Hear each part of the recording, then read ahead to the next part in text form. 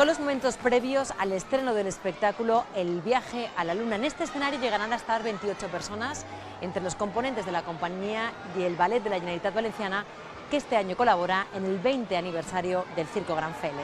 Ilusionista y director, productor, actor. Y os presento a Jos Méliès. Es nuestro particular homenaje a este gran genio del cine que hace más de 100 años fue uno de los pioneros en hacer cine mudo. Hay todos los elementos tradicionales del circo: payasos, malabares, cuerda vertical, aro aéreo, palanca, acrobacias, mástil chino, con elementos procedentes de otras disciplinas como los títeres, los autómatas, la danza.